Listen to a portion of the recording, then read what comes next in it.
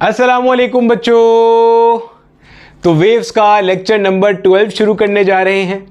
आज के लेक्चर में हमने हमारे न्यूमेरिकल क्वेश्चंस या पास पेपर में आए हुए क्वेश्चंस डिस्कस करने हैं। सर किस टॉपिक से रिलेटेड?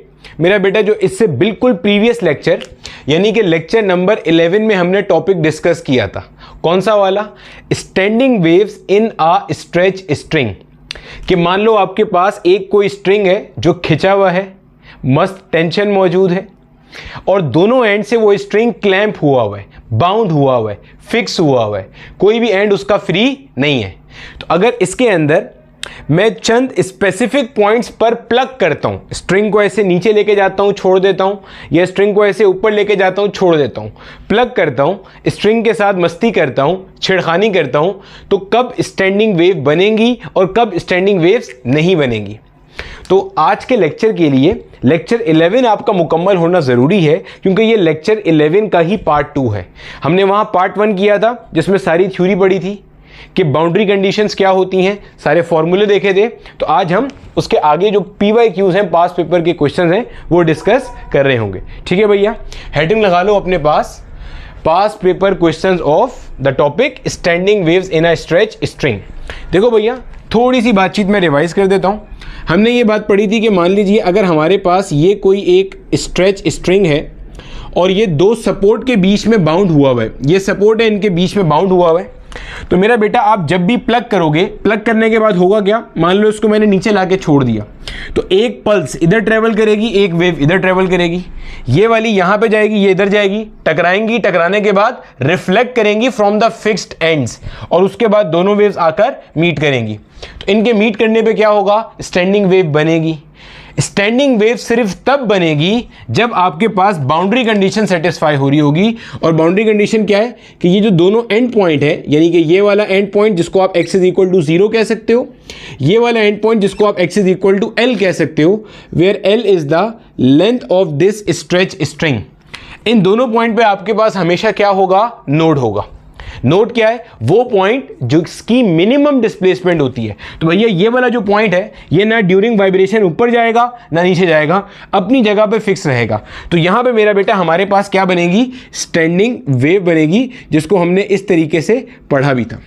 मैं फिर रिपीट कर रहा हूं, अगर आपने लेक्चर नंबर 11 यानी कि इसका पार्ट 1 नहीं देखा हुआ तो आगे आपके लिए कोई फायदा नहीं है इस लेक्चर का। आगे का लेक्चर आपको ना समझ में आ रहा होगा, ना कॉन्सेप्ट का फील हो रहा होगा। ठीक है, फिर हमने ये देखा था कि जनाबे वाला हमारे पास स्पेसिफिक फ्रीक्वेंसीज हैं जिसके ऊपर अगर मैं इसको प्लग करता हूं या अगर इसको वाइब्रेट कराता हूं तो मेरे पास ये बाउंड्री कंडीशन सेटिस्फाई होगी, यानी हर फ्रीक्वेंसी के ऊपर यहां पे स्टैंडिंग वेव नहीं बनेगी। आसान भाषा में हर जगह से प्लग करने पर स्टैंडिंग वेव नहीं बनेगी। तो भैया हमने अपना जो फर्स्ट मोड ऑफ वाइब्रेशन था, कौन सा भाई? बिल्कुल पहला फंडामेंटल मोड ऑफ वाइब्रेशन, जिसको आप फर्स्ट मोड ऑफ वाइब्रेशन कह सकते हो। इसके लिए हमने फॉर्मूला ड्राइव किया था। तो एफ का फॉर्मूला आया था हमारे पास V/2L। सर पहला मोड ऑफ वाइब्रेशन से क्या मुराद है? कि जिससे कम करना पॉसिबल ना हो। मैंने आपको मिसाल दी थी कि मान लो एक जगह पे कोई टीम जा रही है, जो टीम का ऑर्गेनाइजर था, मैंने उसको कहा कि भाई मेरे कम से कम 2 बंदे आपने अपने साथ लेके जाने। तो टीम जितनी भी बड़ी है उसमें कितने भी लोग हैं, मेरे कम से कम कितने बंदे होने चाहिए? 2 बंदे। तो कम से कम वाला फंडामेंटल कॉम्बिनेशन क्या बनेगा? बुनियादी मोड क्या बनेगा? कि मेरे 2 बंदे जा रहे हैं। इसका अगला मोड क्या होगा? कि मेरे 3 बंदे जा रहे हैं। भैया मैंने शर्त क्या लगाई थी? कि मेरे 2 लोग तो कम से कम होने चाहिए, 2 से ज्यादा आप कितने भी ले जाओ वो आपकी मर्जी है। बिल्कुल ऐसे ही यहां पे स्ट्रेच स्ट्रिंग का फंडामेंटल पॉइंट क्या है, या बुनियादी कंडीशन क्या है, या बाउंड्री कंडीशन क्या है कि x = 0 और x = L। यहां पे तो नोड होने चाहिए, यानी कि इन 2 जगह पे नोड होने चाहिए।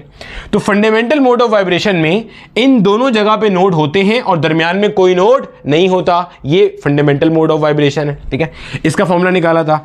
फिर अगर हम अगले मोड पे जाएं, जिसको हम कहते हैं second mode of vibration, second mode of vibration मेरे बच्चे, सेकंड मोड ऑफ वाइब्रेशन में क्या होता है? एंड पे तो नोड्स होते हैं, बीच में भी एक नोड आ जाता है, यानी कि यही सेम टू सेम स्ट्रिंग है, स्ट्रिंग चेंज नहीं हो गया, स्ट्रिंग अपनी जगह पे है, मतलब स्ट्रिंग की जो लेंथ पहले थी स्ट्रिंग की वही लेंथ अब भी मौजूद है, बस नोड एक बीच में और बन रहा है।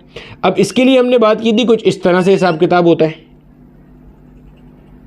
कुछ इस तरह से बन रहा था। ये हमारे पास था सेकंड मोड ऑफ वाइब्रेशन। अब देखो इसको फील करो कि ये सेकंड नोड क्यों है बच्चे, क्योंकि आपके पास ये एक नोड है, ये एक नोड है, ये तो होना ही था, बीच में एक नोड और आ गया। ये आपके पास था मेरा बेटा सेकंड मोड ऑफ वाइब्रेशन। इस तरह थर्ड मोड में क्या होगा, दरमियान में दो नोड्स आ जाएंगे। फोर्थ मोड में क्या होगा, दरमियान में एक नोड का और इजाफा हो जाएगा, गोया आप मोड्स बढ़ाते जा रहे हो। फिर हमने ये बात की थी कि इसके लिए हमारे पास, अच्छा इसके लिए भी हमने फॉर्मूला देखा था। इसके लिए हमारे पास फॉर्मूला क्या था, F2 का फॉर्मूला हमारे पास था 2 multiply by V divided by 2L। फिर हमने ये भी देखा था कि जब आप पहले मोड में, बुनियादी मोड में, फंडामेंटल मोड में वाइब्रेट कराओगे तो आपके पास ये जो स्टैंडिंग वेव बन रही है, इसकी अगर आपने वेवलेंथ कैलकुलेट करनी है तो वो वेवलेंथ का फॉर्मूला था 2L। अपॉन में आप 1 लिख सकते हो, कोई दिक्कत नहीं है। अपॉन में कुछ नहीं होता तो उसका मतलब क्या होता है, 1 होता है। तो 2L divide by 1 is 2L। ये फंडामेंटल मोड की वाइब्रेशन के अंदर जो स्टैंडिंग वेव बन रही थी उसकी वेवलेंथ थी। अरे भैया स्टैंडिंग वेव क्या होती है, दो ऑपोजिट डायरेक्शन में आने वाली वेव्स, ये जब मिलती हैं सुपर इंपोज होती हैं, और कैसी होती हैं, आइडेंटिकल वेव्स होती हैं, पैरामीटर सेम होते हैं, फ्रीक्वेंसी सेम होती है, वेलोसिटी सेम होती है। वेलोसिटी सेम क्योंकि मीडियम सेम है, फ्रीक्वेंसी सेम क्योंकि फ्रीक्वेंसी सोर्स ऑफ डिस्टर्बेंस पर डिपेंड करती है। आपने ही प्लग किया था इसे, तो दोनों के लिए सोर्स ऑफ डिस्टर्बेंस एक बराबर है, रिफ्लेक्टेड दोनों वेव्स के लिए, ऐसे ही था। तो अल्टीमेटली यहां पे आपके पास स्टैंडिंग वेव बन रही है। इस स्टैंडिंग वेव की जो वेवलेंथ थी दैट वाज 2L के बराबर, और यहां पे अगर आप स्टैंडिंग वेव की वेवलेंथ लिखोगे वो थी आपके पास 2L डिवाइडेड बाय 2 के बराबर। फिर आप थर्ड मोड में जाओगे तो ये बन जाएगा F3 will be equal to 3 into V by 2L, और लैम्डा 3 के लिए जाओगे तो 2L डिवाइडेड बाय 3 हो जाएगा। हमने ये चीज नोट की थी कि जैसे जैसे आपके मोड्स ऑफ वाइब्रेशन बढ़ते जाते हैं, जैसे जैसे आपके मोड्स ऑफ वाइब्रेशन बढ़ते जाते हैं, वैसे वैसे जो फ्रीक्वेंसी है वो क्या होती है, बढ़ती है। सोच के देखो न समझ भी आएगा। फ्रीक्वेंसी क्या है, number of cycles per second. अब आप देखो यहां पे ये जो फंडामेंटल मोड है इसके अंदर सिर्फ आधा वेव मौजूद है, नजर आ रहा है। इसमें देखो इसमें 2 हाफ्स मौजूद हैं, यानी कि इसके मुकाबले में सेकंड मोड में नंबर ऑफ साइकिल बढ़ गए। अरे भैया यहां पे सिर्फ एक हाफ साइकिल है, यहां पे एक और एक 2 हाफ साइकिल है।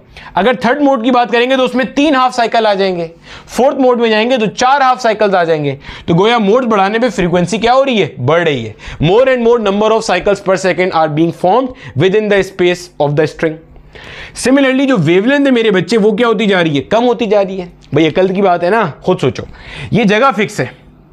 अब इसमें अगर आप ज्यादा सारे साइकिल घुसाओगे तो हर साइकिल की लेंथ क्या होती जाएगी, कम होती जाएगी, हाँ या ना। अरे भैया देखो इसमें अगर एक हाफ साइकिल आ रहा है तो वो मोटा सा होगा, बड़ा सा होगा। इसी जगह में अगर 2 हाफ साइकिल आएंगे तो वो दोनों हाफ छोटे छोटे होंगे, तभी तो इस जगह में घुसेंगे आगे। तो देखो नजर आ रही है, इसका हाफ देखो और इसका हाफ देखो, फर्क नजर आ रहा है। तो मोड्स बढ़ाने पे वेवलेंथ क्या हो रहा है, कम हो रहा है। हमने ये चीज हमारे nth मोड ऑफ वाइब्रेशन के फॉर्मूले के लिए भी सेट की थी, और वो था nth मोड ऑफ वाइब्रेशन के लिए जो Fn था, frequency of nth mode of vibration, वो था n multiply by V divided by 2L। n से क्या मुराद है, nth मोड ऑफ वाइब्रेशन। फिर हमने lambda wavelength of nth mode of vibration के लिए भी बात की थी, that was 2L divided by n। एक और चीज भी बता देते हैं, नोट कर लेना। ये सब बातें हमने प्रीवियस लेक्चर में डिटेल से पढ़ा हुआ है, ठीक है। टाइम कितना हो गया, 8-9 मिनट हो गए ना। देखो अभी हम सिर्फ रिवीजन कर रहे हैं। ये जो आपके पास स्ट्रिंग की लेंथ है, ये पूरी क्या है, आपके पास स्ट्रिंग की लेंथ है। हमने ये बात पढ़ी थी कि हमारे पास जो फ्रीक्वेंसीज हैं वो क्या है, क्वांटाइज्ड है। स्पेसिफिक फ्रीक्वेंसी की कंपोनेंट वेव ही क्या कर सकती है, यहां पे स्टैंडिंग वेव प्रोड्यूस कर सकती है। हर जगह से प्लग करने पर जो हर तरह की कंपोनेंट वेव बन रही है वो स्टैंडिंग वेव प्रोड्यूस नहीं कर सकती, क्योंकि मेरे बच्चे बाउंड्री कंडीशन लाजमी थोड़ी है सेटिस्फाई हो रही हो, ठीक है। तो मैंने कहा था जो लेंथ ऑफ द स्ट्रिंग है ये या तो लैम्डा बाई 2 हो सकती है, या 2 लैम्डा बाई 2 हो सकती है, या 3 लैम्डा बाई 2 हो सकती है, या up till n lambda by 2 हो सकती है। सर ये क्या कर रहा है, जरा कॉन्सेप्ट का फील दिलाएं।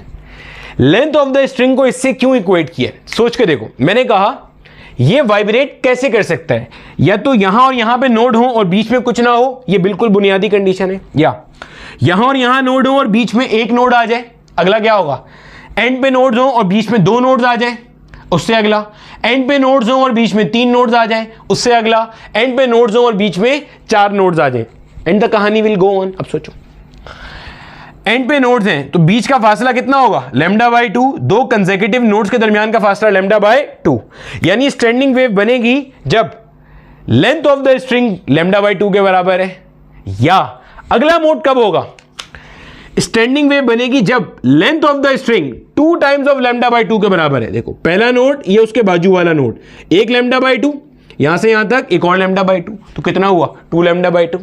यानी अगर गौर से देखना, अगर आपके पास जो L है ये n λ/2 के इक्विवेलेंट नहीं है, गौर से सुनना, अगर length of the string n λ/2 के इक्विवेलेंट नहीं है तो standing waves will not form. ये चीज मैंने आपको पिछले लेक्चर में प्रैक्टिकली 12 सेंटीमीटर वाली मिसाल से करके भी दिखाई थी, ठीक है, कॉन्सेप्ट का फील दिलाने की कोशिश की थी कि ऐसा क्यों हो रहा है, क्योंकि एंड कंडीशन ही सेटिस्फाई नहीं होंगी, एंड पे नोड्स नहीं बनेंगे, ठीक है, तो standing wave will not form, ठीक है। ये भी एक दफा माजी में क्वेश्चन पूछा गया, तो ये भी हमने पढ़ लिया। अच्छा, अब 1-2 चीजें और जल्दी से डिस्कस कर लें, फिर अपने मेन क्वेश्चन के ऊपर चलते हैं।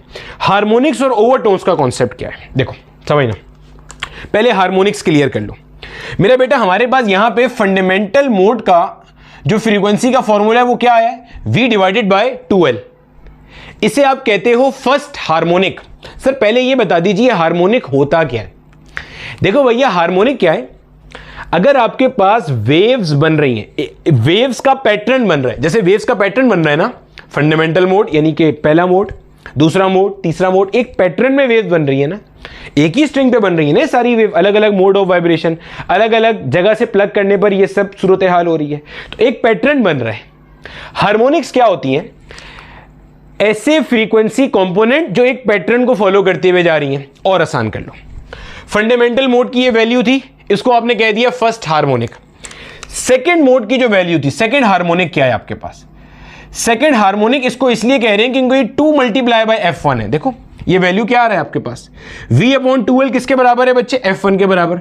तो क्या मैं इसे 2 टाइम्स ऑफ F1 लिख सकता हूं, बिल्कुल लिख सकते हैं। तो गौर से सुनना, फंडामेंटल फ्रीक्वेंसी का जितना मल्टीपल होगा ये वाला कंपोनेंट, वो उतना ही हार्मोनिक कहलाएगा। यानी कि देखो आपने इसे सेकेंड हार्मोनिक क्यों कहा, क्योंकि ये 2 टाइम्स मल्टीपल था फंडामेंटल फ्रीक्वेंसी का। अगर मैं थर्ड की बात करूं, थर्ड वाले के लिए क्या बनेगा, F3 will be equal to 3 × V/2L। यानी कि जो मेरी फंडामेंटल फ्रीक्वेंसी है, इसको जब मैंने 3 से मल्टीप्लाई किया तो मेरे पास F3 आ गया। यह कहलाता है थर्ड हार्मोनिक। तो अपनी कॉपी में नोट कर लीजिएगा इसको, अगला लेक्चर जो हमारा एयर ऑर्गन पाइप वाला आएगा उसमें यह चीज बहुत ज्यादा अहमियत की हामिल होगी। हार्मोनिक कैसे डिफाइन करते हैं, फंडामेंटल फ्रीक्वेंसी का कितने गुना मल्टीपल है। तो ये फंडामेंटल फ्रीक्वेंसी का पहला मल्टीपल है, भाई ये V/2L है, पीछे क्या लिखा है 1 लिखा है, तो इसको फर्स्ट हार्मोनिक कहते हैं। ये V/2L का 2 टाइम्स है, इसमें V/2L का कमाल नहीं है, ये फंडामेंटल है। हो सकता है अगर ये V/6L होता, मिसाल दे रहा हूं, तो V/6L को 2 से मल्टीप्लाई करने पे सेकंड हार्मोनिक आता। अगर ये पहला वाला फंडामेंटल कंपोनेंट मिसाल दे रहा हूं V/6L होता, तो V/6L का 1 टाइम फर्स्ट हार्मोनिक होता, V/6L का 2 टाइम सेकंड हार्मोनिक होता, V/6L का 3 टाइम थर्ड हार्मोनिक होता। तो इससे फर्क नहीं पड़ता यहां क्या लिखा हुआ है, ये तो अभी V/2L है क्योंकि हमने डेरिवेशन किया था। तो हार्मोनिक का कंपोनेंट क्या है, जो मल्टीपल टाइम्स आता है, ठीक है। यानी कि हार्मोनिक वाली फ्रीक्वेंसीज ऐसे चलती हैं। देखो ये फर्स्ट हार्मोनिक, इसका जो सेकंड होगा, सेकंड हार्मोनिक वो 2F1, third harmonic 3F1, fourth harmonic 4F1 and so on, nth harmonic nF1, n times of multiple हो जाएगा। क्लियर है, ये हार्मोनिक का कॉन्सेप्ट था। और हार्मोनिक क्या होते हैं, सीरीज ऑफ फ्रीक्वेंसी कंपोनेंट्स, ठीक है। अच्छा अब ओवरटोन समझ लीजिए। ओवरटोन क्या होता है, आपके पास देखो अभी आपने इसमें मोड ऑफ वाइब्रेशन की बात की, जो आपका फंडामेंटल मोड ऑफ वाइब्रेशन था, ये जो आपका फंडामेंटल मोड था बच्चे, फंडामेंटल का मतलब ये है कि जिसमें बेयर मिनिमम आपकी जो बाउंड्री कंडीशन है वो सेटिस्फाई हो रही है, यानी इससे कम पे वाइब्रेट कराना पॉसिबल नहीं है। सबसे कम पॉसिबिलिटी क्या थी कि ऐसी स्टैंडिंग वेव बने जिसमें x = 0 और x = L पे क्या आ रहा हो, नोड आ रहा हो। इससे कम पे वाइब्रेट कराना यहां पे वेव स्ट्रिंग को पॉसिबल नहीं था। इसका अगला वाला जो था, जिसको आप कहते हो ना फर्स्ट मोड ऑफ वाइब्रेशन, उसी फर्स्ट मोड ऑफ वाइब्रेशन को हम लोग कहते हैं first overtone. First overtone. Musical instruments की दुनिया में इसको ओवरटोन कहा जाता है। ओवरटोन क्या है? अगला मोड ऑफ वाइब्रेशन। बुनियादी मोड ऑफ वाइब्रेशन, बुनियादी के बाद आएगा हमेशा अगला मोड ऑफ वाइब्रेशन, ध्यान में रखिएगा। फर्स्ट ओवरटोन, फर्स्ट ओवरटोन, फिर इसका अगला क्या होगा? सेकेंड ओवरटोन, फिर उससे अगला क्या होगा? Third overtone and so on. Fundamental overtone या इसको जीरोथ ओवरटोन भी कहते हैं, या फंडामेंटल मोड ऑफ वाइब्रेशन या फर्स्ट मोड ऑफ वाइब्रेशन। उसके बाद फर्स्ट ओवरटोन, फर्स्ट ओवरटोन हमेशा सेकेंड मोड ऑफ वाइब्रेशन होगा, फंडामेंटल के बाद में आएगा, ध्यान में रखिएगा। ये फंडामेंटल है। फंडामेंटल से क्या मुराद है? जो बिल्कुल बेस कंडीशन है, जिससे कम पे वाइब्रेट करना पॉसिबल नहीं है, वो फंडामेंटल है। उसके ऊपर जो नोट चढ़ रहा होगा, उसके ऊपर जो ऑक्टेट आ रहा होगा, उसके ऊपर जो फ्रीक्वेंसी आ रही होगी जिस पे वो वाइब्रेट कर सकता है, वो पहला ओवरटोन। फिर उससे ऊपर जो आ रहा होगा वो सेकंड ओवरटोन, फिर थर्ड ओवरटोन। ये हमेशा ऐसे ही चलेगा। क्लियर? ज़हन में रहेगी ये बातें सारी। अब एक चीज़ आप और नोट कर लो, यहाँ पे जो मेरा फंडामेंटल मोड ऑफ वाइब्रेशन है, इसको अगर मुझे ओवरटोन में कहना होगा तो ये क्या होगा भाई? Zeroth overtone. हार्मोनिक में कहना होगा तो ये क्या होगा? फर्स्ट हार्मोनिक, क्योंकि ये F1 है और F1 बुनियादी का कितना मल्टीपल है? 1 टाइम्स है। फर्स्ट ओवरटोन क्या है? सेकेंड मोड ऑफ वाइब्रेशन, अगला मोड ऑफ वाइब्रेशन जो फंडामेंटल के बाद आ रहा है। इसका अगर हार्मोनिक होगा तो वो क्या है? 2F1 है। हमेशा 2F1 हो, कोई लाजमी नहीं है। अरे भैया, फर्स्ट ओवरटोन की फ्रीक्वेंसी अभी मैंने कैसे निकाली है? फर्स्ट ओवरटोन क्या होता है अभी बताया था भाई। फंडामेंटल के बाद में किस तरह से वाइब्रेट हो सकता है? 2 नोट तो थे एंड पे, बीच में एक नोट और आ गया, that is second mode of vibration. ये है पहला ओवरटोन जो फंडामेंटल के ऊपर चढ़ा है। ठीक है, अब इसकी जो आपने फ्रीक्वेंसी निकाली है वो क्या आई है? 2 × V/2L। अब देखो 2 × F1, चूंकि ये फंडामेंटल फ्रीक्वेंसी का 2 टाइम्स है, ट्वाइस मल्टीपल है, इसलिए इसे आप कहोगे सेकेंड हार्मोनिक। तो सेकेंड हार्मोनिक है, फर्स्ट ओवरटोन है। अगला वाला थर्ड हार्मोनिक होगा, सेकेंड ओवरटोन होगा। इस पूरे लेक्चर में जो भी हमने पढ़ा है स्टैंडिंग वेव्स का, इस पूरे लेक्चर में हार्मोनिक आगे चल रहे होते हैं, ओवरटोन पीछे चल रहे होते हैं। अब देखो बच्चे, इसी चीज को हम थोड़ा सा अच्छे से समझ लेते हैं।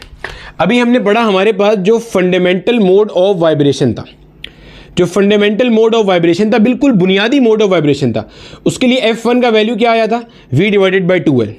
जो हमारा सेकेंड मोड ऑफ वाइब्रेशन था, ये मोड ऑफ वाइब्रेशन है, इसके लिए F2 क्या आया था?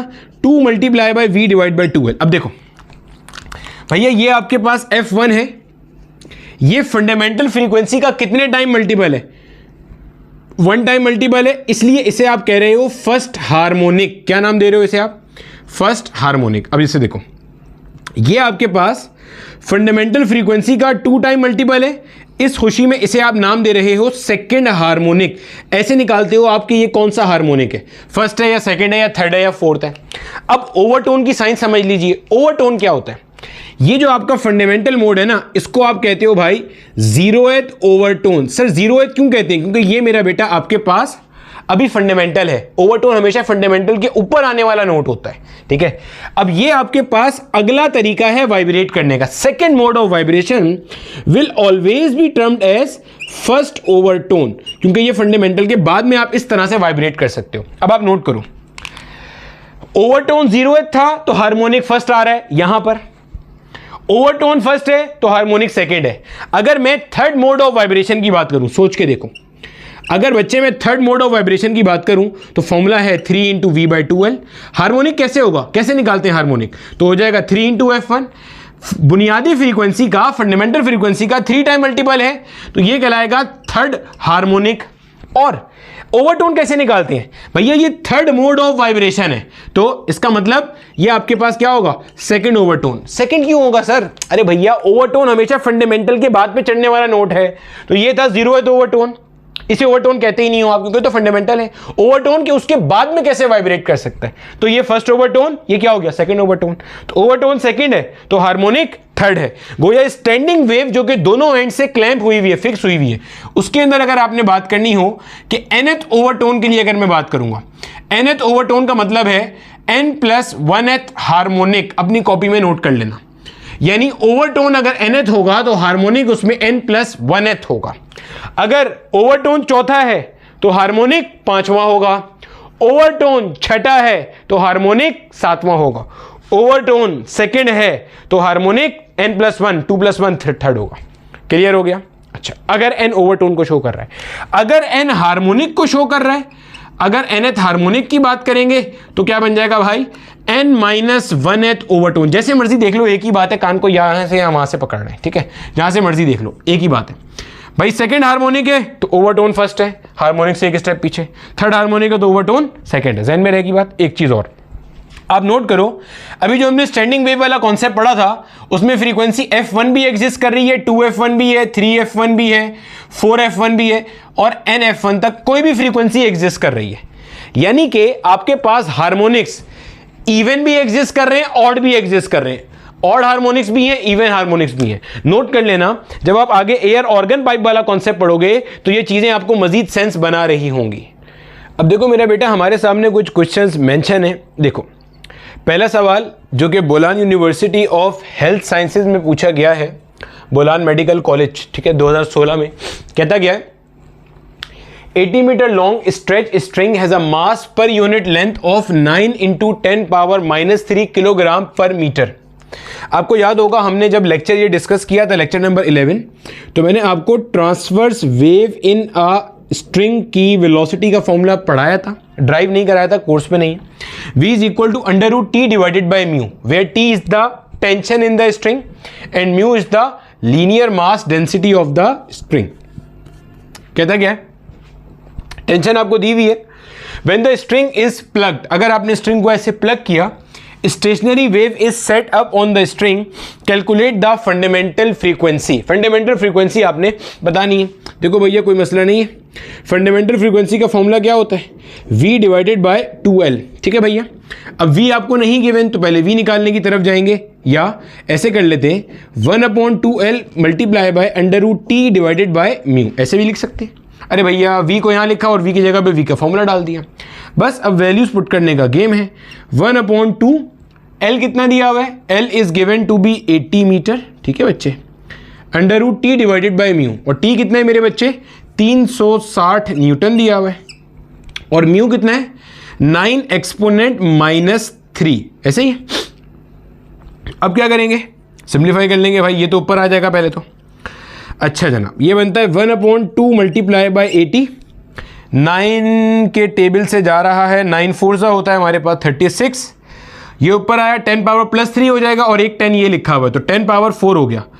ब्रैकेट में आ गया 4 multiply by 10 power, sorry bracket बोल रहा हूँ, अंडर रूट में आ गया 4 × 10 पावर 4, रूट से बाहर निकाल लेंगे तो ये हो जाएगा 2 × 10 की पावर 2, डिवीजन में आ गया आपके पास 2 × 80, जो मर रहा है मार दो भाई, 10 पावर 2 डिवाइडेड बाय 80, तो 10 पावर 2 का मतलब हो गया 100, 100 डिवाइडेड बाय 80, 0 से 0 मर गया, क्या आता है 10 डिवाइडेड बाय 8, 10/8 को आप सिंप्लीफाई कर लीजिए, 8 1 हो गया 8, 10 में से 8 गया 2 बच गया, 0 लगा दिया, 8 2 हो गया 16, 20 में से 16 गया 4 बच गया, 0 लगा सकते हैं, डेसिमल लगा हुआ है, तो 1.25 hertz is the answer, 1.25 hertz is the answer. अब अगर आपसे पूछा जाए कि आप ये बता दीजिए कि इसको हम कहां से प्लग करें कि ये वाली फ्रीक्वेंसी की स्टैंडिंग वेव सेट हो, तो देखो दो तरीके इसको करने के। सवाल क्या है, मैं कहां से प्लग करूं कि ये वाली फ्रीक्वेंसी की स्टैंडिंग वेव सेट हो, तो आपको करना कुछ भी नहीं है, आप सीधा सीधा क्या करेंगे, आपको ये बात पता है, मैंने बताया था जो प्लगिंग पॉइंट्स होते हैं वो 1/2 × n के बराबर होते हैं, और n से क्या मुराद होता है, मोड ऑफ वाइब्रेशन होता है। अगर फंडामेंटल मोड है, पहला मोड है वाइब्रेशन का, तो 2 1 हो गया 2, और इसको मल्टीप्लाई कर देंगे टोटल लेंथ से, लेंथ कितनी है 80, यानी अगर मैं इसको 40 मीटर के पॉइंट से प्लग करूंगा 1/2 से, सेंटर से, तो ये वाली वेव सेट हो जाएगी। क्लियर हो गया। वेवलेंथ निकालने बोलता, आप वेवलेंथ भी निकाल सकते थे। अगली फ्रीक्वेंसी निकालने बोलता, ये तो फंडामेंटल फ्रीक्वेंसी थी, 0th ओवरटोन या पहला हार्मोनिक। अगर बोलता फर्स्ट ओवरटोन निकालो या सेकंड हार्मोनिक निकालो या सेकंड मोड ऑफ वाइब्रेशन के लिए निकालो, तो आप क्या करते, आप बोलते 2 मल्टीप्लाई बाय f1, तो इसको 2 से मल्टीप्लाई करते तो ये आपके पास आ जाता 2.5 हर्ट्ज। थर्ड निकालना होता तो भाई आगे चले जाते, 3.75 हर्ट्ज हो जाता। ये सवाल जो बोलान यूनिवर्सिटी ने पूछा, इससे मिलता जुलता क्वेश्चन जो बलूचिस्तान बोर्ड की किताब है उसके एंड ऑफ चैप्टर प्रॉब्लम में क्वेश्चन नंबर 5 है, उसमें उन्होंने फंडामेंटल फ्रीक्वेंसी के साथ साथ आगे की 3 फ्रीक्वेंसीज भी पूछी हुई हैं, तो कर लीजिएगा, आपका होमवर्क बन गया।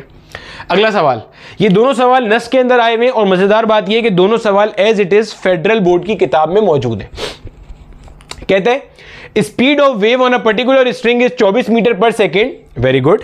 जब भी कभी वेव ऑन स्ट्रिंग की बात करें तो जहन में रखिएगा ये ट्रांसवर्स वेव ही है और आप v is equal to √t divided by mu का फॉर्मूला इस्तेमाल कर सकते हो।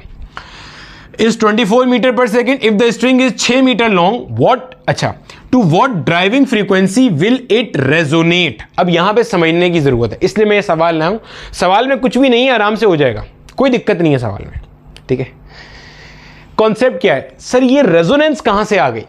मैंने आपको ऑसिलेशन का टॉपिक पढ़ाते हुए वहां पे रेजोनेंस का फिनोमेना बताया था, याद करो। रेजोनेंस क्या था? जब अप्लाइड फोर्स की frequency natural frequency of the object से मैच कर जाए तो लार्जेस्ट एम्पलीट्यूड का ऑसिलेशन होता है।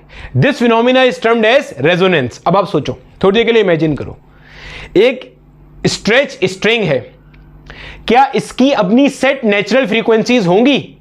बिल्कुल होंगी। अरे भैया, क्या ये स्ट्रिंग हर फ्रीक्वेंसी पे स्टैंडिंग वेव प्रोड्यूस करता है? नहीं सर। तो भाई कुछ कुछ पे करता है ना, तो वो कुछ कुछ इसकी क्या है? नेचुरल फ्रीक्वेंसीज हैं। भाई मिसाल के तौर पे, जैसे अगर इसकी बात करें, मिसाल दे रहा हूं, इसकी फंडामेंटल फ्रीक्वेंसी क्या है? 1.25 हर्ट्ज। इसका अगला 2.5 हर्ट्ज, उसका अगला 3.75 हर्ट्ज। यानी कि 1.25 हर्ट्ज का कोई भी मल्टीपल होगा फ्रीक्वेंसी का, उसके ऊपर इस स्ट्रिंग में स्टैंडिंग वेव प्रोड्यूस होगी। गोया हर स्ट्रेच स्ट्रिंग की एक सेट ऑफ फ्रीक्वेंसीज होता है जो कि उसकी नेचुरल सेट ऑफ फ्रीक्वेंसीज है, जिसके ऊपर अगर उसे वाइब्रेट कराया जाएगा तो स्टैंडिंग वेव प्रोड्यूस होगी। अब सोचो, अगर आपकी अप्लाई की हुई फोर्स, भैया आप जब प्लग करते हो आप फोर्स अप्लाई कर रहे हो, अगर आपकी अप्लाइड फोर्स की फ्रीक्वेंसी स्ट्रेच स्ट्रिंग की सेट नेचुरल फ्रीक्वेंसी से मैच कर जाएगी तो string will vibrate in the largest possible amplitude. और स्टैंडिंग वेव में तो होता है ना, एंटी नोड का मैक्सिमम डिस्प्लेसमेंट आ रहा होता है। This phenomena is termed as resonance in stretch string. Concept का फील आया? ये होता है, ठीक है। देख लो, to what driving frequency will it resonate. कौन सी ड्राइविंग फ्रीक्वेंसी है जो इसे रेजोनेट कराएगी? जाहिर है जो इसकी नेचुरल फ्रीक्वेंसी होगी या उसका कोई मल्टीपल होगा। सोच के देखना, जो स्ट्रिंग की नेचुरल फ्रीक्वेंसी होगी या उसका कोई मल्टीपल होगा, f1, 2f1, 3f1, 4f1 up till nf1, तो अगर उसकी फ्रीक्वेंसी के ऊपर आप कोई ड्राइविंग फोर्स अप्लाई कर दोगे, ड्राइविंग फ्रीक्वेंसी दोगे, तो अल्टीमेटली वो क्या होगा? वाइब्रेट करेगा और स्टैंडिंग वेव प्रोड्यूस होगी। बस speed of wave on a particular string दी हुई है, स्ट्रिंग 6 मीटर का है, to what driving frequency will it resonate. ठीक है, निकाल के देख लेते हैं। f1 is v divided by 2l। v कितना है? 24 और 2 मल्टीप्लाई बाय l कितना है भाई? l है 6, तो 6 2 हो गया 12, 12 2 हो गया 24, तो 2 हर्ट्ज आ गया। गोया 2 हर्ट्ज पे वाइब्रेट करो आप इस स्ट्रिंग को। आपकी ड्राइविंग फ्रीक्वेंसी अगर 2 हर्ट्ज है तो यही उसकी नेचुरल फ्रीक्वेंसी भी है, फंडामेंटल मोड में वाइब्रेट करेगा। आप 4 हर्ट्ज में कर दो भाई तो सेकंड मोड ऑफ वाइब्रेशन में आ जाएगा, फर्स्ट ओवरटोन फंडामेंटल के बाद वाला पहला। 6 हर्ट्ज पे कर दो भाई साहब तो भी आ जाएगा। करते करते जो 2 हर्ट्ज है इसका कोई भी मल्टीपल होगा तो इसके ऊपर अल्टीमेटली क्या होगा? ये रेजोनेट करेगा। रेजोनेट का मतलब है स्टैंडिंग वेव प्रोड्यूस होना, लार्जेस्ट एम्पलीट्यूड की वाइब्रेशन होना। कॉन्सेप्ट का फील आ रहा है? ठीक है, अगला आगे कहते हैं a string 4 metre long has a mass of 4 gram. Very good. One end of the string is connected to a stop and the other end hangs over a pulley. ठीक है, विद 20 किलोग्राम मास अटैच। मैंने आपको बताया था ना string में मास कैसे, string में टेंशन कैसे कैसे प्रोड्यूस होती है, तो भैया ये उसी तरह की कुछ बात कर रहा है आपसे। ऐसे ये आपका यहां से यहां तक स्ट्रिंग है और ये एक पुली पर से हैंग होता हुआ जा रहा है और ये ऐसे लटका हुआ है और यहां पे कोई मास अटैच हुआ हुआ है, ये आपको बताया हुआ है। ठीक है, तो अब करना क्या है इसमें? हाँ, v निकालना है। v से क्या मुराद है? स्पीड निकालना है। भैया v का फॉर्मूला क्या होता है? √t divided by mu. Clear है?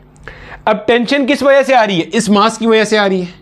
तो भैया इस मास का जितना वेट होगा डाउनवर्ड उतनी टेंशन ही इसमें प्रोड्यूस कर रहा होगा अपवर्ड। तो भैया पहले टेंशन निकाल लो। टेंशन जो है वो 20 किलोग्राम वाले मास की वजह से है, तो कैसे आएगा? m मल्टीप्लाई बाय g हो जाएगा। m कितना है? 20 और ग्रेविटेशनल एक्सेलरेशन कितनी है? 10 ले लो, कुछ नहीं गिवन तो कितनी हो गई आपके पास? यहाँ टेंशन हो गई 200 न्यूटन की हो गई। क्लियर है? अब क्या करेंगे? म्यू निकालना है। म्यू क्या है भाई? Linear mass density of the string. और लीनियर मास डेंसिटी क्या होती है? Mass of the string divided by length of the string. तो मास कितना है? 4 ग्राम। इसे किलोग्राम में कन्वर्ट करेंगे। ग्राम से किलोग्राम में कैसे आते हैं? डिवाइड बाय 1000 करके। गोया ये हो गया 10 की पावर -3 और अपॉन में लेंथ कितना दिया हुआ है, 4 दिया हुआ है, तो ये 4 से 4 मर गया, 10 पावर -3 यहाँ आ जाएगा। ठीक है, सिंप्लीफाई कर लोगे आपका आंसर आ जाएगा, कोई मसला तो नहीं होगा सिंप्लीफाई करने में। देखो ना भैया, टी की जगह पे आ जाएगा 200, 2 × 10 पावर 2 अपॉन में आ जाएगा 10 पावर -3, ऊपर जाएगा 10 पावर 5 हो जाएगा। कहाँ करें इसको, यहाँ कर लेते हैं। देखो देखो भैया, ये क्या बन जाएगा, इसको मैं लिख सकता हूँ 20 × 10 × 10 पावर 3, ये ऊपर चला गया नीचे से। ठीक है, ये बन गया 10 पावर 4, 10 पावर 4 को बाहर निकाल दिया और 10 पावर 2 बाहर आ गया। 20 का रूट क्या होता है, 4.5 होता है, क्योंकि 16 और 25 के बीच में आ रहा है। ये बन गया आपके पास, मल्टीप्लाई करा देंगे तो ये आता है आपके पास 450 मीटर पर सेकेंड। क्लियर हो गया, कॉपी कर लीजिए, आगे चलते हैं। अब देखो मेरा बेटा, हमारे सामने कुछ क्वेश्चंस और मेंशन हैं। एक सवाल एनईडी का है, एक आगा खान का है और एक सवाल पीएमसी के प्रैक्टिस पेपर्स का है या सैंपल पेपर्स का है। ठीक है, पीएमडीसी से पहले पीएमसी हुआ करता था 2020-21 में, उनका ही। अच्छा, यही सेम क्वेश्चन आपको पंजाब और बलूचिस्तान बोर्ड की एग्जांपल्स में भी मिल जाएगा। कहता क्या है, steel wire Hanks vertically from fix point supporting. अच्छा, इसके ऊपर जाने से पहले हम एक छोटी सी चीज़ ज़रा पहले कंफर्म कर लें। देखो मेरा बेटा, हमने ये बात पढ़ा था कि मान लो यहाँ पे एक कोई एंड है, यहाँ से स्ट्रिंग कनेक्ट हुआ हुआ है और यहाँ पे पुली है, और आपका स्ट्रिंग ऐसे पुली पर से होता हुआ जा रहा है और यहाँ पे मास कनेक्ट हुआ हुआ है। ठीक है, क्लियर है। ये वाली लेंथ बहुत थोड़ी सी होती है, यही वजह है कि आपको अक्सर व बेशतर कहा जाता है कि ये लेंथ ऑफ द स्ट्रिंग है। ये वाली लेंथ ना होने के बराबर होती है यहाँ के मुकाबले में। ठीक है, वरना एक्चुअल में तो ये पूरी ही लेंथ होती है। अब अगर हमें वेलोसिटी कैलकुलेट करनी होती है मेरा बेटा, वेलोसिटी उस वेव की जो इस स्ट्रिंग में सेट की जाएगी, velocity of waves on stretch string, तो फॉर्मूला होता है v is equal to √t divided by mu. T हमें पता है, ये जितना वेट यहाँ पे डाउनवर्ड एक्ट कर रहा होगा इस पॉइंट पे, जो वेट डाउनवर्ड एक्ट कर रहा होगा उसकी वजह से आप यहाँ पे स्ट्रिंग में प्रोड्यूस होने वाली टेंशन मालूम कर लोगे, वो यहाँ पे टेंशन आ रही होगी आपके पास। ठीक है, समझ में आती है। म्यू क्या है भैया, linear mass density of the string, और लीनियर मास में क्या आता है भाई, इस स्ट्रिंग का क्या मास है, यहाँ से लेके इस पॉइंट तक का। ये यूजुअली मैंने बताया बहुत थोड़ा सा होता है, तो हम अमूमन इसी को स्ट्रिंग की लेंथ मान रहे होते हैं, और जो भी लेंथ है वो आपके पास आ जाएगा। ठीक है, अच्छा, अब जब हमने पढ़ा था इसी कॉन्सेप्ट को, जब हमने पढ़ा था लेक्चर नंबर 11 में, तो मैंने आपको फंडामेंटल फ्रीक्वेंसी का फॉर्मूला लिखवाया था 1/2L √T divided by mu, याद आ रहा होगा। म्यू हमारे पास था linear mass density of the string. फिर मैंने आपको कहा था कि अगर मैं स्ट्रिंग की डेंसिटी कैलकुलेट करूं तो डेंसिटी क्या होती है भाई, मास डिवाइडेड बाय वॉल्यूम। ये मास किसका है मेरा बेटा, स्ट्रिंग का मास है। स्ट्रिंग का मास है, उसको कैपिटल एम से शो कर देते हैं, मास अपॉन वॉल्यूम। अच्छा जी, अगर मैं क्या करता हूं, दोनों तरफ लेंथ से डिवाइड कर देता हूं, तो ये बन जाएगा mass per unit length divided by volume per unit length. तो कोई मसला तो नहीं है, स्टिल इनका जो डिवीजन है वो किसके बराबर होगा, डेंसिटी के बराबर होगा। मास पर यूनिट लेंथ क्या होता है भैया, म्यू के बराबर होता है, और वॉल्यूम पर यूनिट लेंथ को हमने कहा था πr² भी लिख सकते हैं, और इसको मैंने कहा था अगर रेडियस की जगह पे डायमीटर वाला फॉर्मूला लिखूंगा तो πd²/4 भी लिख सकते हैं। सर ये क्या किया आपने, ये कैसे हुआ और ये कैसे हुआ, इसको समझ लीजिए अगर आपने पिछला लेक्चर नहीं देखा हुआ। मैंने कहा था भाई इस स्ट्रिंग को अगर आप जूम इन करके देखते हो, गौर से देखते हो, तो ये जो आपका स्ट्रिंग होगा ये मेरा बेटा इस तरह से होगा, सिलेंड्रिकल फॉर्म में होगा, हाँ या ना, सिलेंड्रिकल फॉर्म में होगा। सिलेंडर का जो वॉल्यूम होता है वो कैसे आता है, ये वाली साइड का आप एरिया निकालो और इस लेंथ से आप मल्टीप्लाई कर दो, यही होता है ना भाई। तो क्या हो जाएगा, πr², r इसका रेडियस हो गया, मल्टीप्लाई बाय लेंथ, ये हो गया इस पूरे सिलेंडर का वॉल्यूम। अब अगर मुझे पर यूनिट लेंथ निकालना है, अगर मुझे क्या करना है बच्चे, पर यूनिट लेंथ का वॉल्यूम निकालना है। अब देखो मेरा बेटा, वो जो कॉल आ गई थी उससे हम डिस्टर्ब हो गए थे, तो ये हो गया πr² × L, ये वॉल्यूम है। अगर आपको पर यूनिट लेंथ का निकालना है तो भाई ये चीज़ क्या बन जाएगी, πr²। रेडियस की जगह अगर डायमीटर आपको चाहिए हो तो भाई रेडियस और डायमीटर का फॉर्मूला क्या होता है, d/2। भाई डायमीटर गिवन है, रेडियस निकालना है, ऐसे ही निकलता है। यहाँ ला के पुट कर देंगे तो ये बन जाएगा πd² डिवाइडेड बाय 4। समझ आती है बात की। अब यहाँ पे नोट कर लो इसी चीज़ को। तो अगर मैं इसी चीज़ को नोट करता हूँ तो यहाँ से मेरे पास म्यू का वैल्यू क्या आ जाएगा, म्यू का वैल्यू हो जाएगा rho multiply by πd² divided by 4। यहाँ से मैं डायरेक्टली म्यू निकाल सकता हूँ। बोलो भैया, भाई ये डिवाइड हो रहा है ना, इधर आके क्या होगा, मल्टीप्लाई हो जाएगा। क्लियर हो गई बात की, सही है। अब देखो आपका जो एग्जामिनर है उसने क्या कहा हुआ, इतना हिस्सा नोट कर लीजिए क्योंकि ये हमें सब चीज़ों की ज़रूरत पड़ेगी। ठीक है, चलो देखो भैया सवाल क्या कहता है। सवाल आपसे ये कहता है आपके पास एक स्टील का वायर है that is hanging vertically from fix point supporting a weight of 80 Newton at its lower and. ये जो बनाई थी ना डायग्राम यहाँ पे, ऐसे लोअर एंड के ऊपर यहाँ पे कितना वेट सपोर्ट कर रहा है, ये 80 न्यूटन का वेट सपोर्ट कर रहा है। और 80 न्यूटन का वेट का मतलब हो गया टेंशन का वैल्यू आपको दे दिया 80 न्यूटन, क्योंकि जाहिर है जितना वेट हैंग होगा उतनी ही उसमें स्ट्रिंग में क्या आ रही होगी, टेंशन आ रही होगी। डायमीटर ऑफ द वायर आपको दिया हुआ है जनाब 0.5 mm, यानी कि 0.5 इंटू 10 का पावर -3 मीटर आ गया। And its length from the fix point to the weight is 1.5 metre. वही बात हो गई जो मैं आपको बता रहा था, फिक्स पॉइंट से लेके, यानी अगर ये है, ये फिक्स एंड है और यहाँ पे ये पुली है, ऐसे आके यहाँ पे आपका मास ये हैंग हुआ है जिसकी वजह से 80 न्यूटन है, मतलब 80 न्यूटन इसका वेट है, डाउनवर्ड एक्ट कर रहा है जिसकी वजह से टेंशन यहाँ पे आ रही है। तो इस पूरे की जो लेंथ आपको दी हुई है ना, ये पूरे की लेंथ यहाँ से यहाँ तक की वो कितनी दी हुई है आपको बच्चे, 1.5 मीटर की आपको यहाँ पे लेंथ दे दी इन्होंने, ठीक है, length is 1.5 metre. Calculate the fundamental frequency, fundamental frequency आपने निकालनी है, क्या फॉर्मूला हो जाएगा, v डिवाइडेड बाय 2l का फॉर्मूला, ठीक है, 1/2l इंटू वी भी कर सकते हो, ये बन जाएगा 1/2l multiply by √t divided by mu.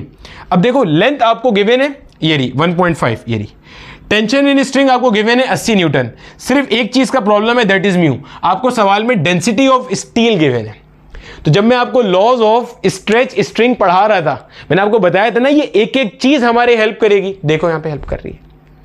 मजेदार बात, इससे बिल्कुल मिलती जुलती एक एग्जांपल आपको बलूचिस्तान बोर्ड की किताब में एग्जांपल नंबर 8.4 या 8.5 में भी मिल जाएगा, सही है। अब म्यू निकालना है, आपको ये बात पता है डेंसिटी क्या होती है, मास पर यूनिट वॉल्यूम, ये मास स्ट्रिंग का है, वॉल्यूम भी स्ट्रिंग का है। तो अगर आपको म्यू चाहिए, यहां पे भी एल से डिवाइड कर दिया, यहां भी एल से डिवाइड कर दिया, mass per unit length divided by volume per unit length, ये हो गया म्यू के बराबर, और ये क्या हो गया पाई डी स्क्वायर डिवाइडेड बाय 4 हो गया, ये डिवाइड हो रहा है, मल्टीप्लाई हो जाएगा, तो mu will be equal to rho multiply by pi D square divide by 4। Rho आपको पता है ये रहा, डायमीटर आपको पता है ये रहा, पाई तो कांस्टेंट है, 4 कांस्टेंट है। सिंपलीफाई करेंगे, यहां से आपके पास आंसर आएगा किसका, म्यू का। म्यू के आंसर को यहां पुट करोगे, बाकी सब चीजें पता है, and you will get the value of fundamental frequency. Clear हो गया, प्रैक्टिस पेपर का क्वेश्चन था, क्लियर है। पीएमसी के 2021 के प्रैक्टिस पेपर में आपको मिल जाएगा, जो 5 सैंपल पेपर आए थे उसमें ये मौजूद था क्वेश्चन, ठीक है। म्यू का वैल्यू यहाँ पे 1.53 इंटू 10⁻³ आएगा, और फंडामेंटल फ्रीक्वेंसी जब आप सॉल्व करोगे तो वो गालिबन 76 हर्ट्ज आ रही होगी। मुझे कमेंट करके बता देना कि आंसर आ रहा है या नहीं आ रहा। अब देखो मेरा बेटा, हमारे पास जो अगला क्वेश्चन है that is string on a musical instrument is 50 centimetre long, और उसका फंडामेंटल फ्रीक्वेंसी दिया हुआ है 250 hertz. Calculate the length of the string if the desired frequency of 1000 hertz is to be produce. देखो बच्चे, हमने ये बात पढ़ी थी कि किसी भी पर्टिकुलर नोट की जो फ्रीक्वेंसी होती है वो लेंथ के साथ इनवर्स रिलेशन में होती है, laws of stretch string transverse wave के अंदर। लेंथ बढ़ाते जाओगे तो उस पर्टिकुलर नोट की फ्रीक्वेंसी कम होती जाएगी, लेंथ कम करते जाओगे तो उस पर्टिकुलर नोट की फ्रीक्वेंसी क्या होगी, बढ़ती चली जाएगी। अच्छा, अब देखो आपको कह रहे हैं फंडामेंटल फ्रीक्वेंसी अभी 250 हर्ट्ज है और आपको 1000 हर्ट्ज का फंडामेंटल नोट प्रोड्यूस करना है। अगर मैं इससे रिलेशन डिजाइन करूं तो एक F1 upon F1 prime, F का L के साथ रिलेशन इनवर्स है, तो F1 के लिए L आएगा नीचे, F1 प्राइम के लिए L प्राइम आएगा ऊपर, इनवर्स रिलेशन। देखो ये पुराना फंडामेंटल नोट, ये नया फंडामेंटल नोट। देखो भैया, फंडामेंटल फ्रीक्वेंसी स्ट्रिंग की चेंज हो जाएगी जब आप लेंथ चेंज करोगे। भैया फ्रीक्वेंसी किस पर डिपेंड करती है, लिखा नहीं है यहाँ पे, F is equal to V divided by 2L। V को ओपन कर लेंगे तो F is equal to 1/2L √T divided by mu. 1 2 3 इन 3 चीजों पर डिपेंड करती है। लेंथ चेंज कर देंगे तो फंडामेंटल फ्रीक्वेंसी क्या हो जाएगी, चेंज हो जाएगी। हमने लास्ट लेक्चर में देखा भी था कि ऐसा क्यों होगा, ठीक है। खैर, अब ये आ गया, ये पुराना फंडामेंटल नोट, ये नया फंडामेंटल नोट। पुराने वाले के लिए लेंथ, नए वाले के लिए लेंथ, ठीक है। तो पुराना वाला फंडामेंटल नोट कितना था, 250 हर्ट्ज था। नया वाला कितना है, 1000 हर्ट्ज है, ठीक है। नई वाली लेंथ आपको मालूम करनी है, पुरानी वाली लेंथ इस 50 सेंटीमीटर, तो इसका आंसर भी सेंटीमीटर में ही आएगा फिर, ठीक है। 0 से 0 मर गया, अच्छा जी। 25 1 जा, 25 4 जा, 50 यहाँ डिवाइड हो रहा है, वहाँ जाके मल्टीप्लाई हो जाएगा, तो L prime will be equal to 50 divided by 4। Solve कर लेंगे भाई, 4 1 जा हो गया 4, 1 यहाँ चला गया, 4 1 4, 1 यहाँ चला गया, 4 2 हो गया बच्चे 8, तो 10 में से 8 गया तो पीछे 2 बच गया, ये 2 आ गया। डेसिमल लगा दिया है तो आगे 0 लगा सकते हैं, 4 5 हो गया 20, यानी कि नई लेंथ क्या हो जाएगी 12.5 सेंटीमीटर। जरा रुक के कॉन्सेप्ट का फील करो। अगर आपकी 50 सेंटीमीटर की लेंथ थी तो जो फंडामेंटल नोट प्रोड्यूस हो रहा था वो 250 हर्ट्ज पे ड्राइव करने पे हो रहा था। जब आपने लेंथ को कम करके 12.5 सेंटीमीटर कर दिया तो अब जब आप 1000 हर्ट्ज का फ्रीक्वेंसी से इसको ड्राइव करोगे तब जाके आपका फंडामेंटल नोट प्रोड्यूस होगा। फंडामेंटल का मतलब पहला मोड ऑफ वाइब्रेशन जिसमें दोनों एंड पे नोड होगा और बीच में और कोई चीज नहीं होगी। ये भी समझ लेना कि लेंथ बढ़ाने पे एफ कम क्यों होता है या लेंथ कम करने पे एफ ये बढ़ क्यों रहा है। देखो समझो, कॉन्सेप्ट का फील दिलाने की कोशिश करते हैं। देखो अभी हमने क्या करा, लेंथ देखो लेंथ कम कर दी तो एफ बढ़ गया। लेंथ कम करने पे एफ बढ़ता क्यों है, सोचो। फंडामेंटल नोट की बात कर रहे हैं, पहले लेंथ ये थी अब लेंथ ये हो गई। देखो जब पहले लेंथ ये थी आधा वेव इस लेंथ में आ रहा था, अरे भैया फंडामेंटल नोट का मतलब आधा वेव है ना, इधर नोड बीच में तो कुछ नहीं है और आधा वेव इतनी लेंथ में आ रहा था। जब लेंथ आपने सुकेड़ दी, कम कर दी, तो इस लेंथ में आधा वेव आ रहा है, गोया वेवलेंथ कम हो गई तो फ्रीक्वेंसी ऑटोमेटिकली क्या होगी, बढ़ेगी। कॉन्सेप्ट का फील आया। लेंथ कम कर रहे हैं तो वो आधा वेव इस छोटी जगह में प्रोड्यूस हो रहा है तो ऑटोमेटिकली जब फ्रीक्वेंसी लेंथ आपकी कम हो रही है, वेवलेंथ आपकी कम हो रही है, लेंथ के कम होने से वेवलेंथ कम हो गई ना, छोटी हो गई, λ/2 छोटी जगह में घुसा हुआ है तो फ्रीक्वेंसी क्या हो जाएगी आपकी, बढ़ जाएगी। नजर आ रही चीज, ठीक है। आगे देख लो, tension in a piano wire is 10 newton, what should be the tension in the wire to produce a note of double the frequency। मतलब जब आपके पास टेंशन 10 न्यूटन है तो कोई एक सर्टेन नोट की फ्रीक्वेंसी f प्रोड्यूस हो रही है। कहते हैं कि अगर आपने डबल फ्रीक्वेंसी का नोट प्रोड्यूस करना है तो टेंशन क्या होगी भैया, f का t के साथ रिलेशन देख लो, f का t के साथ relation, f directly proportional to √t, यानी कि f divided by f prime will be equal to √t divided by t prime. पुरानी फ्रीक्वेंसी के लिए पुरानी टेंशन, नई फ्रीक्वेंसी के लिए नई टेंशन, ठीक है। वैल्यू पुट कर देंगे तो पुरानी फ्रीक्वेंसी f थी, नई फ्रीक्वेंसी थी 2f, यही था। पुरानी टेंशन थी 10 न्यूटन, नई टेंशन मालूम करनी थी, f से f मर गया, सही है भैया। स्क्वायरिंग बोथ द साइड्स, 1/4, ये 2 का स्क्वायर 4 हो गया, 1 का स्क्वायर 1 हो गया, 10/t प्राइम, टी प्राइम को वहां ले जाओ, उसको वहां ले जाओ, तो T prime will be equal to 40 newton. यानी कि जब आप टेंशन को 40 न्यूटन कर दोगे, गौर से सुनना, जब आप 40 न्यूटन कर दोगे टेंशन को, तो जिस पॉइंट पे प्लग करने पे पहले एफ फ्रीक्वेंसी का नोट आ रहा था, अब उसी पॉइंट पे प्लग करने पे जो नोट आ रहा होगा वो कितना आ रहा होगा आपके पास बच्चे, डबल फ्रीक्वेंसी आ रही होगी। यानी कि उसी पॉइंट पे आपके पास ट्वाइस फ्रीक्वेंसी का नोट प्रोड्यूस हो रहा होगा। पहले अगर वहां पे एफ फ्रीक्वेंसी का नोट आ रहा था, अब वहीं पे उसी पॉइंट पे प्लग करने पे आपके पास डबल फ्रीक्वेंसी का नोट आ रहा होगा। कॉपी कर लीजिए, आगे चलते हैं। अब देखो मेरा बेटा, आपके सामने 2 क्वेश्चंस और मेंशन है जो कि हमारे आखिरी 2 क्वेश्चंस होने वाले हैं। बिल्कुल कॉन्सेप्चुअल क्वेश्चंस हैं। आपने वीडियो को पॉज करना है और सवाल को एक बार खुद से अटेम्प्ट करना है। यह सवाल प्यास 2015 में पूछा गया, Pakistan institute of engineering and applied sciences. यह सवाल GI 2014 में पूछा गया। यह सवाल NTS के भी एक पेपर में आ चुका है 2018 के मेडिकल में, जो कि कैंसिल हुआ था और रीटेस्ट हुआ था, ठीक है। दोनों क्वेश्चंस आपको सिंध की जो नई किताब आई है उसके एंड ऑफ चैप्टर प्रॉब्लम में भी मिल जाएंगे। क्वेश्चन नंबर 5 है और क्वेश्चन नंबर 7 या 8 है गालिबन, ठीक है। प्योर कॉन्सेप्ट है। अगर आपने अच्छे से लेक्चर 11 लेक्चर 12 दोनों किया हुआ है अब तक का, तो कोई दिक्कत होने वाली नहीं है, ठीक है। चलो देखो क्या कहता है। कहता है a uniform string of length 10 metre and weight 0.25 newton is attach to the ceiling. छत से आपने कोई स्ट्रिंग लटकाया हुआ है और उसकी लंबाई कितनी है भाई 10 मीटर और वेट कितना है उस स्ट्रिंग का 0.25 न्यूटन। आपको यहाँ मास नहीं दिया हुआ तो हम स्ट्रिंग का मास तो कैलकुलेट कर ही सकते हैं ना भैया। वेट का फॉर्मूला क्या होता है, W is equal to mg, which means m will be equal to W divided by g। W कितना है 0.25, तो मैं इसको लिख सकता हूँ 25 इंटू 10 पावर -2, डिवीजन में आ गया g और g का वैल्यू हो गया 10, इसको ऊपर ले जाएंगे तो 25 इंटू 10 की पावर -3, यह आ गया मेरे पास मास। किसका मास आया भाई, ये स्ट्रिंग का मास आ गया, सही हो गया। कोई दिक्कत तो नहीं है। W हो गया हमारे पास 0.25 न्यूटन, तो 1 और 1 2, 25 इंटू 10⁻², ये हो गया, अपॉन में 10 आ गया, बिल्कुल सही हो गया। ठीक है, आगे कहते हैं, अच्छा यहीं से आप म्यू भी कैलकुलेट कर सकते हो, तो म्यू का वैल्यू क्या बन जाएगा, mass of the string divided by length. Length of the string कितनी दी है, पॉइंट ऑफ सपोर्ट से लेकर जहां पे आपका वो वेट सस्पेंड हुआ है, ये आपके पास मास आ गया, ये लेंथ आ गई, ये बन जाएगा 25 इंटू 10⁻⁴। जब ये ऊपर जाएगा ये हो गया आपके पास किलोग्राम पर मीटर। कहता है वेट ऑफ 1.0, ये 1 किलो न्यूटन है, 1.0 kilo Newton Hanks from the lower and. ऐसे आपने नीचे से एक वजन सस्पेंड कर दिया, जो वेट आपने नीचे सस्पेंड किया है उसकी वजह से स्ट्रिंग में टेंशन आ जाएगी, तो मैंने कह दिया टेंशन आपको गिवन है 1 किलो न्यूटन, या कह लो कि 1000 न्यूटन या 10⁻³ न्यूटन। आगे कहता है if the lower and of the string is suddenly displaced horizontally. सोचो जरा हुआ क्या, ये स्ट्रिंग था ऐसे लटका हुआ था, यहां एक मास सस्पेंड हुआ है, आपने स्ट्रिंग को ऐसे जर्क दिया, ये है ना हॉरिजॉन्टल प्लेन, ये वर्टिकल हॉरिजॉन्टल, स्ट्रिंग को ऐसे किया तो यहां एक पल्स क्रिएट होगी, और ये पल्स कहां जाएगी, अरे भैया अगर ऐसे मेरे पास रस्सा बंधा हो, ऐसे झटका दूं पल्स ऐसे जाएगी, अभी झटका दूंगा तो ऐसे जाएगी, तो यही होगा।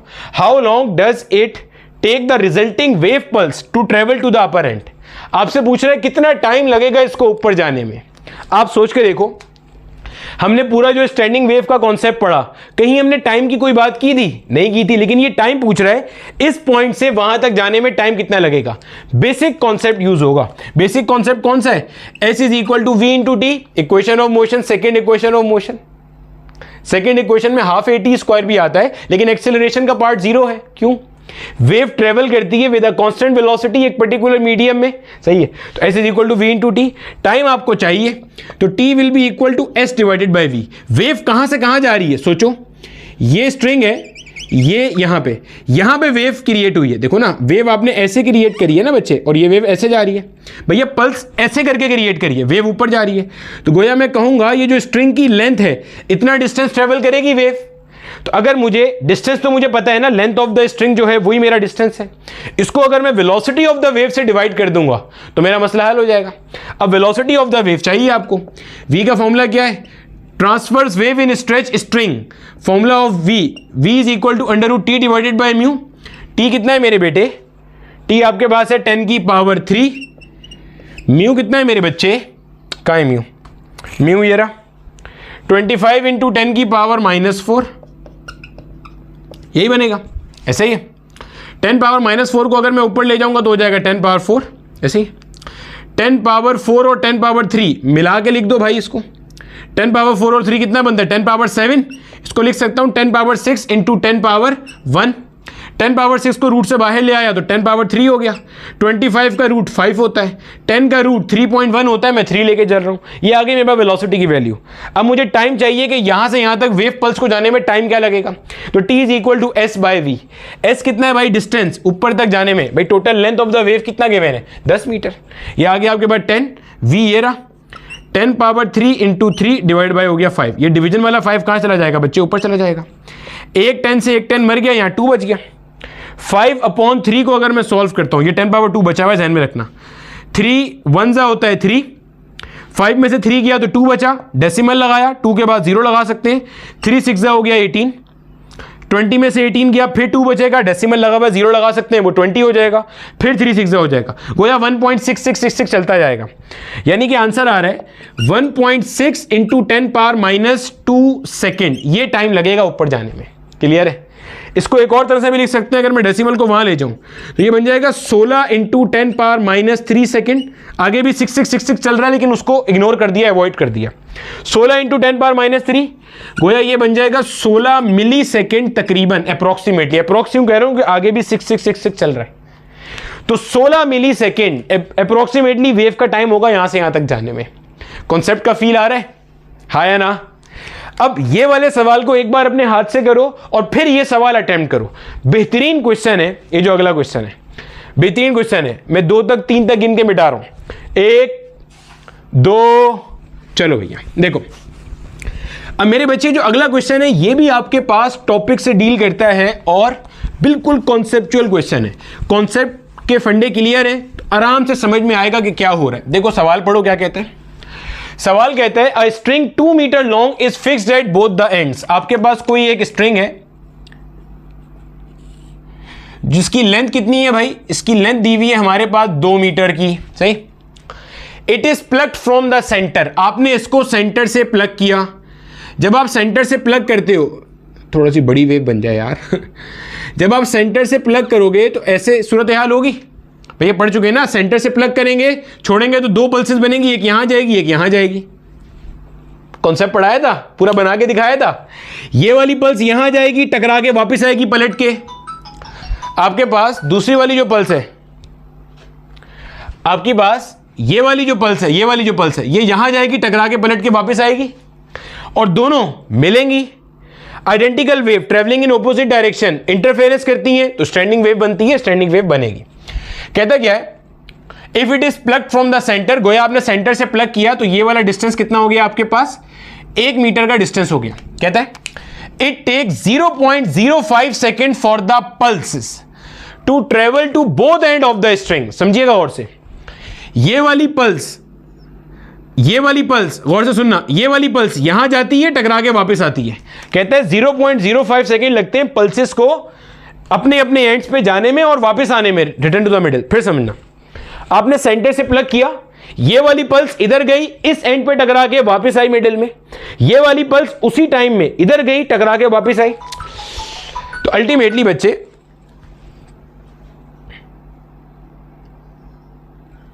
आपके पास ये इसी तरह से सूरत हाल हो जाएगी, एक पल्स इधर गई, टकरा के वापस आई, एक पल्स इधर गई और टकरा के वापस आई। ऐसे ही होगा बच्चे। सवाल पढ़ो, it take 0.05 second for the pulses to travel to both ends of the string and return to the middle. यानी अगर हम किसी एक पल्स की बात कर ले, मान ले इस पल्स की बात कर रहे हैं, इस पल्स को ऐसे जाने में और वापस मिडिल पे आने में टाइम कितना लगता है, 0.05 सेकेंड लगते हैं according to the given condition. आपको कह रहा है फाइंड द फंडामेंटल फ्रीक्वेंसी। क्या पूछ रहा है, फंडामेंटल फ्रीक्वेंसी। फॉर्मूला क्या है भाई, v divided by 2l। Length तो आपको पता है, स्ट्रिंग की ओवरऑल लेंथ कितनी है, 2 मीटर है। प्रॉब्लम आता है वेलोसिटी ऑफ द वेव। सोचो, आपको यह पता है कि ये वाली पल्स ऐसे गई और वापस आई, टाइम कितना लगा, 0.05 सेकेंड। तो हम दोबारा से s is equal to v into T use करके वेलोसिटी निकाल सकते हैं, बिल्कुल निकाल सकते हैं। v बन जाएगा s डिवाइडेड बाई टी। इस वाली पल्स ने कितना डिस्टेंस ट्रेवल किया, सोचो, 1 मीटर जाते वक्त, 1 मीटर आते वक्त। अरे भैया ये पल्स ऐसे गई और वापस आई, यही तो कह रहा है, travel to end of the string and return to the middle. Sir both भी तो कह रहा है, तो भैया 2 अलग पल्सेस की बात हो रही है, ये वाला अपने एंड पे जाएगा, ये वाला अपने एंड पे जाएगा, बोथ एंड्स हो गए, टकरा के मिडिल में आ जाएंगे। इसको देखोगे तो भी ऐसे ही होगा। तो 1 मीटर जाते हुए 1 मीटर आते हुए, तो ये हो गया 2, टाइम कितना है 0.05, इसे लिख सकता हूं 5 इंटू 10 पावर -2, एक और एक, हाँ बिल्कुल लिख सकते हैं, ठीक है। जब ये ऊपर आएगा तो ये बन जाएगा 2/5 मल्टीप्लाई बाय 10 पावर 2, ऐसे ही। 10 पावर 2 का मतलब क्या है, 100, तो वो 5 हो गया, 520 सा होता है मेरा ख्याल है 100, बिल्कुल सही है। 20 को 2 से मल्टीप्लाई करेंगे तो 40 मीटर पर सेकेंड मेरे पास पल्स की स्पीड आ गई। 40 मीटर पर सेकेंड से जारी आई है, जारी और आ रही है, ठीक है। अब F1 निकालना है, 40 यहां आ गया, 2 multiply by length of the string क्या है, 2 है, तो 2 2 हो गया 4 को 40 से कैंसिल किया तो भाई साहब क्या आ रहा है, 10 हर्ट्ज आ रहा है। अब अगर मैं इसकी लेंथ को बढ़ा दूंगा तो ये फंडामेंटल फ्रीक्वेंसी 10 हर्ट्ज से कम हो जाएगी, लेंथ को कम कर दूंगा तो ये फंडामेंटल फ्रीक्वेंसी 10 हर्ट्ज से बढ़ जाएगी, रहेगा फंडामेंटल मोड ऑफ वाइब्रेशन। यही पढ़ाया था लॉज ऑफ ट्रांसवर्स स्ट्रिंग के अंदर, जो हमने बात की थी, transverse wave in stretch string के जो लॉज थे। F is directly proportional to √T। Tension बढ़ाएंगे तो किसी भी पर्टिकुलर मोड ऑफ वाइब्रेशन की जो स्पेसिफिक फ्रीक्वेंसी थी उस नोट की, वो क्या होगी, बढ़ जाएगी। लेंथ बढ़ाएंगे तो उस पर्टिकुलर मोड ऑफ वाइब्रेशन की फ्रीक्वेंसी कम हो जाएगी, लेंथ कम करेंगे तो उस पर्टिकुलर मोड ऑफ वाइब्रेशन की फ्रीक्वेंसी क्या होगी, बढ़ जाएगी। बोलो भैया, कॉन्सेप्ट का फील आया? जितने क्वेश्चंस कराए हैं इन सारे क्वेश्चन को अच्छे से हाथ से प्रैक्टिस कर लेना। अगला लेक्चर हमारा होगा एयर ऑर्गन पाइप्स को लेके। उसमें हमारे एक क्लोज ऑर्गन पाइप होगा, एक ओपन एंडेड ऑर्गन पाइप होगा। उसमें देखेंगे एक में आपके पास इवन और ऑड दोनों हार्मोनिक्स होंगे, एक में आपके पास सिर्फ ऑड हार्मोनिक्स एग्जिस्ट करेंगे। उसके भी ठीक ठाक अच्छे क्वेश्चंस आए हुए माजी में। तो अगला लेक्चर हमारा एयर ऑर्गन पाइप तक रहेगा। तब तक के लिए पढ़ते पढ़ाते रहो, खुश रहो।